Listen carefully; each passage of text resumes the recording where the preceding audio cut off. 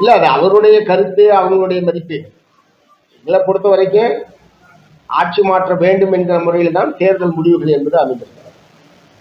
அதனாலதான் அந்த கட்சிக்கு ஒரு கூடுதலான அதிக இடங்களை பெற்ற ஒரு கட்சி, தனிப்பெரும் கட்சி என்கிற அந்தஸ்து தாவேகாவுக்கு தான் இருந்தது. திமுக அணி, அதிமுக அணி இரண்டுமே முற்றிலும் தோற்கடிக்கப்பட்டிருக்கிறது. இந்த சூழ்நிலையில் அவர்கள் ஒரு மக்களால் தேர்ந்தெடுக்கப்பட்ட அரசு அமைவது ரொம்ப அவசியம். இல்லை என்று சொன்னால் குடியரசுத் தலைவர் ஆட்சி என்கிற நிலைமை என்பது நேரம் ஏற்பட்டிருக்கும். குடியரசுத் தலைவர் ஆட்சி என்பது பிஜேபி ஆட்சி என்பதாகத்தான் அர்த்தம்.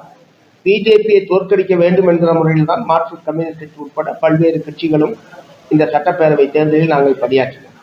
ஆகவே அந்த மாதிரியான ஒரு நோக்கத்தில் பணியாற்றிட்டு ஏதாவது ஒரு வகையில் பிஜேபி கொள்ளைப்புறமாகவோ நேரடியாகவோ குடியரசுத் தலைவர் மூலமாக ஆட்சி நடத்துவதை எப்படி அனுமதிக்க முடியும்?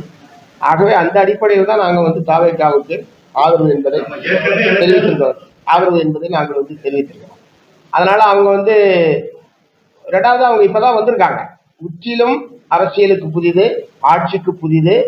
அவர்களுக்கு ஒரு உரிய அவகாசம் என்பது நிர்வாகத்தை பற்றி அறிந்து கொள்வதற்கும் நிர்வாக நடைமுறைகளை அவர்கள் தெரிந்து கொள்வதற்கும் ஒரு கால அவகாசம் என்பது கட்டாயம் கொடுக்க வேண்டும்.